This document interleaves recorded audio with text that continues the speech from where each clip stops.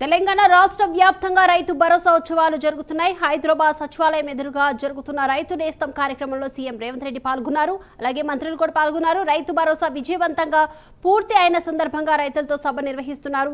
ఈ కార్యక్రమంలో సీఎం రేవంత్ రెడ్డి మాట్లాడుతున్నారు. ఇప్పుడు లైవ్ చూద్దాం. టీఎంసీలలో తెలంగాణ రాష్ట్రం విడిపోయినప్పుడు నువ్వు పోయి చంద్రబాబు నాయుడు దగ్గర వంగి వంగి సంతకం పెట్టి 512 టీఎంసీలు ఆంధ్రప్రదేశ్ తీసుకోండి, 299 టీఎంసీలు నాకు సరిపోతాయని సంతకం పెట్టింది నువ్వు కాదా? ఇవాళ కాగితాలని శాసనసభ ముందు పెడతా, నువ్వు చర్చకు సిద్ధంగా ఉన్నావా? 10 ఏళ్లలో ఏ ఒక్కరోజు కూడా కాగితాలు రాసుకొని పంపకాలు చేసుకున్నా 299 టీఎంసీ నీళ్లు ఎన్నడూ వాడలే. 200 టీఎంసీలు కూడా నికరంగా ప్రతి సంవత్సరం వాడలే. కేటాయింపులు 68% పరివాహక ప్రాంతం తెలంగాణ ప్రాంతంలో ఉంది. ఓన్లీ 32% ఆంధ్రప్రదేశ్లో ఉంది. ఆ లెక్క ప్రకారం అంతర్జాతీయ జల విధానంలో 555 టీఎంసీలు తెలంగాణ రాష్ట్రానికి రావాలి. కానీ ఆంధ్రప్రదేశ్కి 512 టీఎంసీలు ఇచ్చి తెలంగాణకు కేవలం 299 టీఎంసీలు సంతకం పెట్టి శాశ్వతంగా తెలంగాణకు మరణ శాసనం రాసింది చంద్రశేఖరరావు కాదా? సంతకాలతో సహా ఆధారాలతో సహా అసెంబ్లీకి వస్తా, చర్చించడానికి నువ్వు సిద్ధంగా ఉన్నవా అని నేను అడుగుతున్నా. ఆనాడు నువ్వు ముఖ్యమంత్రి ఉన్నప్పుడే రాయలసీమలో ముచ్చుమరి కట్టింది చంద్రబాబు నాయుడు, నిజం కాదా? ఆనాడు నువ్వు అధికారంలో ఉన్నప్పుడే జగన్మోహన్ రెడ్డి ఇదే ప్రగతి భవన్ లో రాయలసీమ లిఫ్ట్ ఇరిగేషన్ కు జీవోలు ఇచ్చి టెండర్లు పిలిచింది, నిజం కాదా? పోతిరెడ్డి పాడు పొక్కను పెద్దది చేసి రోజుకు 10 టీఎంసీల నీళ్లను తరలించకపోవడానికి సంతకాలు చేసి ప్రణాళికలు అమలు చేసింది నువ్వు ముఖ్యమంత్రిగా ఉన్నప్పుడు కాదా? ఆధారాలతో సహా నేను వస్తా, నువ్వు రా చర్చకు. కృష్ణా నది మీద మనకు నువ్వు రావాల్సిన నీళ్లను శాశ్వతంగా ఆంధ్రప్రదేశ్కు తాకట్టు పెట్టి తెలంగాణ రైతాంగం మీద మరణ శాసనం రాసింది నువ్వు కాదా? చేసిన తప్పులను కప్పుపుచ్చుకొని మొక్కం జల్లక ఫామ్ హౌస్లో పడుకొని ఇవాళ నీ అల్లుడిని ఊరి మీద వదిలేసి అచ్చోసిన ఆంబోతులాక నన్ను తిడుతున్నాడు. నేనేం చేసినా? నేను వచ్చినాక సీతారామక్క నీటికి 65 టీఎంసీల కేటాయింపులు తీసుకొచ్చిన. ఇవాళ సమ్మక్క సారలమ్మ ప్రాజెక్టు నీటి కేటాయింపుల కోసం మోడీతో కొట్లాడుతున్నా. నువ్వు వదిలేసిన తుమ్మిడి ఏటిని ఇవాళ ఎట్లయినా కట్టి ఆ తుమ్మిడి ఏటి ద్వారా శ్రీపాద ఎల్లంపల్లి శ్రీరామ్ సాగర్ కు నీళ్లు తెచ్చి ఈ రోజు ఉత్తర తెలంగాణను సస్యం సామలం చేయాలని నేను ప్రయత్నం చేస్తున్నా. నువ్వు ఆపేసిన పాలమూరు కావచ్చు, నువ్వు ఆపేసిన కల్వకుర్తి కావచ్చు, నువ్వు వదిలేసిన నెట్టంపాడు కావచ్చు, నువ్వు నిర్లక్ష్యం వహించిన భీమా ప్రాజెక్టులను పూర్తి చెయ్యాలని ఈ రోజు నేను నిరంతరం ప్రయత్నం చేస్తున్నా. నీ తప్పిదాలను కప్పిపుచ్చుకోవడానికి ఇప్పుడు చెప్పిండంట ఆయనకు, నీకిగా సంజీవిని గోదావరి జలాలే అని, సచ్చినోని బతికిచ్చేది గోదావరి జలాలే అని. అసెంబ్లీ అప్పుడు అధికారం పోయింది, పార్లమెంట్ అప్పుడు డిపాజిట్లు పోయినాయి, 0 వచ్చింది. శాసన మండలికి వచ్చేవరకల్లా పోటీ చేయడానికి అభ్యర్థులు దొరకలేదు. తెలంగాణలో పార్టీ చచ్చిపోయింది, సచ్చిన పాము.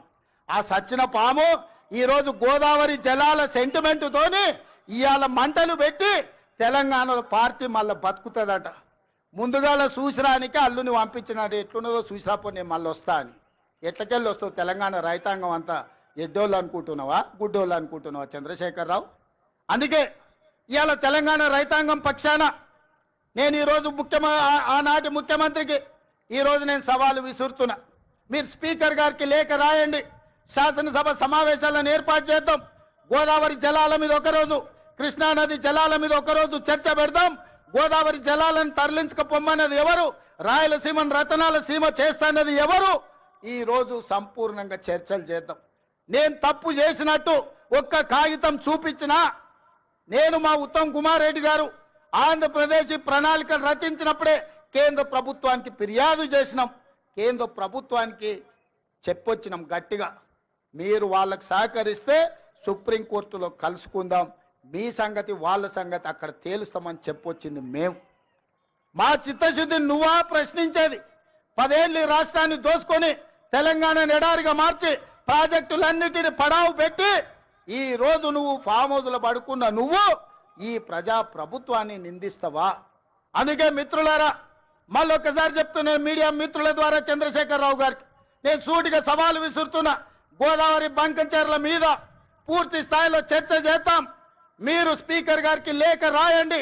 మీరు ఏ తారీఖు నాడు పెడితే ఆ తారీఖు నాడు మా ప్రజా ప్రభుత్వం చర్చలకు సిద్ధంగా ఉంది. ఆధారాలన్నీ నేను తీసుకొని వస్తా. తెలంగాణ ద్రోహులెవరో, గోదావరి జలాల దొంగలెవరో శాసనసభలోనే తేలుస్తాం. నీకు నీ అల్లునికి చిత్తశుద్ధి ఉంటే చర్చకు తీసుకొని రా, అప్పుడు మాట్లాడదాం తప్ప అబద్ధాల ప్రచారంతోని ప్రజల్ని మభ్యపెడతామంటే ఈడెవడు ఊరుకునేవాడు లేడు. అప్పుడంటే పెద్ద మనిషి జానారెడ్డి గారు నీతో ఎందుకులే అనుకున్నాడు. ఇప్పుడు అట్లాంటి పరిస్థితి ఏం లేదు.